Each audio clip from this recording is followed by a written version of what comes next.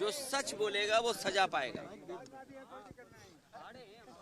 और ये घटना कोई एक दिन की नहीं है। भारतीय जनता पार्टी जानबूझ करके गलत भाषा इस्तेमाल कराती है, गलत भाषा लिखवाती है सोशल मीडिया पर, जिससे दूसरे लोग भी उन्हें जवाब दें। भारतीय जनता पार्टी को अपने लोगों को भाषा सही इस्तेमाल करें और उनका दूसरों के प्रति अगर गलत भाषा का इस्तेमाल होगा तो दूसरे ने भी गलत भाषा का इस्तेमाल हुआ है और किया है। पुलिस प्रशासन से लेकर के सब भारतीय जनता पार्टी के कार्यकर्ता बन के काम कर रहे हैं। उन्हें नियम, कानून, न्याय से दूर दूर का कोई रिश्ता नहीं है। मैं जब वहां पहुंचा हूं पुलिस मुख्यालय पर, कोई नहीं दिखाई दिया मुझे। पुलिस मुख्यालय खाली पड़ा हुआ था। अगर पुलिस मुख्यालय पर कोई सुनने वाला नहीं है तो उम्मीद करो उत्तर प्रदेश में किसकी सुनवाई हो रही होगी। पुलिस मुख्यालय पे कोई नहीं दिखाई दिया। जो जिम्मेदार अधिकारी थे एक भी नहीं था। वो लगता जो मुख्यमंत्री जी कहते थे कि 12 बजे सो के उठते हैं, वो अपने अधिकारियों के बारे में कहते थे। कोई जिम्मेदार अधिकारी हमें दिखाई नहीं दिया मुख्यालय पे, जिससे हम लोग अपनी शिकायत कर सकते थे या न्याय की बात करते। और जैसा मैंने पहले कहा, पूरा पुलिस प्रशासन भारतीय जनता पार्टी बन गया है और भारतीय जनता पार्टी के इशारे पे काम कर रहा है। अब 3 घंटे अंदर से पुलिस से क्या बातचीत हुई आपकी? क्या आपने उन्होंने पुलिस मुख्यालय पे कोई जिम्मेदार अधिकारी नहीं था। जेसीपीएलओ जो पहुंचे थे उनसे कोई बातचीत? पुलिस अधिकारी कोई जिम्मेदार नहीं था। हमारी जो मांग थी कि जो भारतीय जनता पार्टी के जिन लोगों ने गलत भाषा का इस्तेमाल किया उनके खिलाफ भी कार्रवाई हो, और उन्होंने आश्वासन दिया है कि उनके खिलाफ भी कार्रवाई होगी। कौन कौन लोग हैं? हमने तहरीर दी है। कौन कौन लोग हैं? नाम नहीं, नाम मैं नहीं ले रहा हूँ, मैंने तहरीर दी है। जो भी भारतीय जनता पार्टी के लोग हैं जो गलत भाषा का इस्तेमाल कर रहे हैं उनके खिलाफ भी कार्रवाई हो। कितने लोगों के खिलाफ तहरीर दी गई है? कितने लोगों के खिलाफ तहरीर दी है? लगभग 14 धाराओं में मुकदमा दर्ज किया है। देखिए, पुलिस कुछ भी कर सकती है। देखिए, आदरणीय मोहम्मद आजम खान साहब को आपने देखा, उनके खिलाफ पूरा भारतीय जनता पार्टी लग करके उन्होंने झूठे मुकदमे लगा दिए। रमाकांत यादव विधायक, पूर्व सांसद, उन पे मुकदमे कब के थे, उन्हें जेल भेज दिया। दीपक यादव, उन्हें जेल भेज दिया झूठे मुकदमे लगा करके। तो ये बड़े नेता से लेकर के छोटे नेता, या आपने कानपुर की घटना देखी हो। इसीलिए मैंने कहा कि भारतीय जनता पार्टी की सरकार में न्याय की उम्मीद मत करिए। ये झूठों के साथ हैं, जो अन्याय करते हैं उनके साथ हैं। सर, भाजपा तो ये कह रही है कि महिलाओं के खिलाफ अभद्र टिप्पणी हुई है, उस पर अखिलेश यादव डिफेंड कर रहे हैं। भारतीय जनता पार्टी महिलाओं के लिए क्या कह रही है? क्या भारतीय जनता पार्टी, उनके घर परिवार नहीं है तो वो क्या इसी घर परिवार के बारे में बोलेंगे? क्या वो हमारे परिवार के बारे में बोलेंगे, हमारी बेटी के बारे में बोलेगी? ये किसने आजादी दी? किसकी ताकत पे वो बोल रही है? वो ताकत बीजेपी ने दी है, बीजेपी बुलवाती है। क्या मुख्यमंत्री के सहारे पे नहीं बोल रही है वो महिला?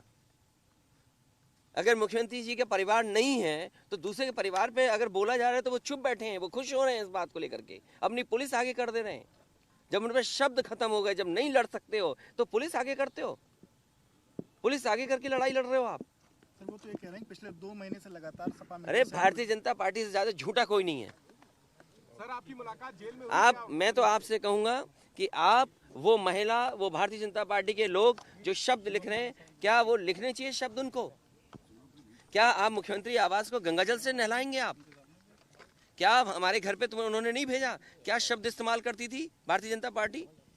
क्या आप ये नहीं जानते, इन बातों को नहीं जानते क्या? जो हुई आपके सामने, आपने भी देखा, एक पत्रकार। मेरी कोई मुलाकात नहीं हुई, न मेरी कोई बात हुई।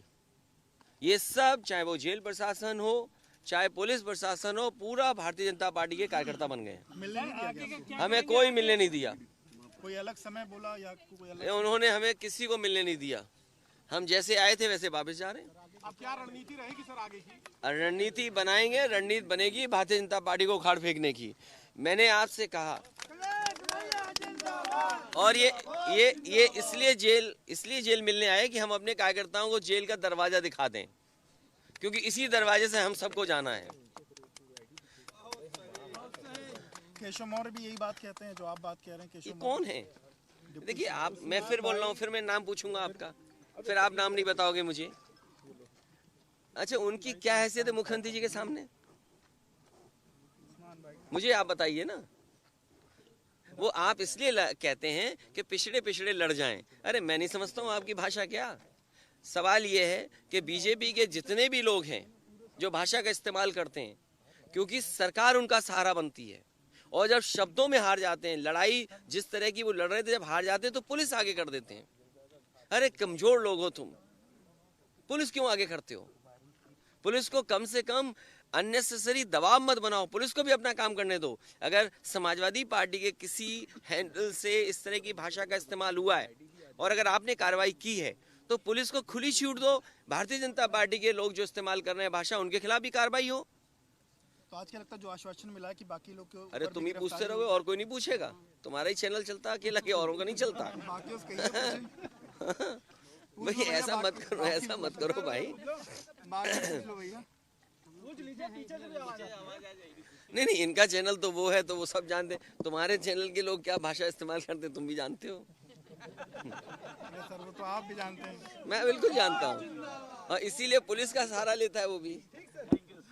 देखिए बीजेपी के लोग जब कमजोर पड़ जाते हैं, जब उन्हें लगता है कि वो नहीं मुकाबला कर पाएंगे, नहीं सामना कर पाएंगे, तब ये पुलिस को आगे करते हैं।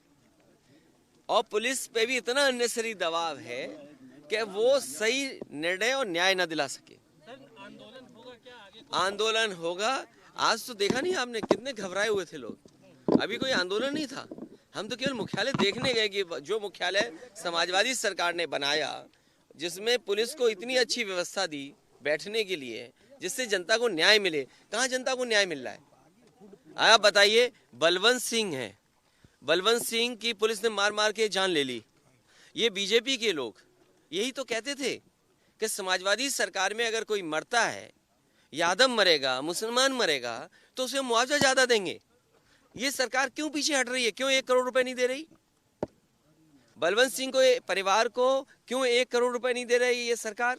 कन्नौज में अगर हत्या हुई है, एक सागी परिवार है, उसकी मदद क्यों नहीं कर रहे 50 लाख से?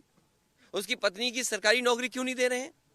जब इनकी सरकार नहीं थी तो आरोप क्या लगाते थे कि समाजवादी लोग भेदभाव करते हैं मदद में, सहयोग में। आज तो सरकार इनकी है। किस कानून, किस नियम ने आपको रोका है जो आप बलवंत सिंह की पत्नी को नौकरी सरकारी नहीं दे रहे हैं? किस कानून ने आपको रोका है? किस अधिकार से आप नहीं दे पा रहे हैं? अगर आप औरों को नौकरी दे सकते हो सरकारी, तो उसके परिवार के सदस्य को क्यों नहीं नौकरी दे रहे हैं?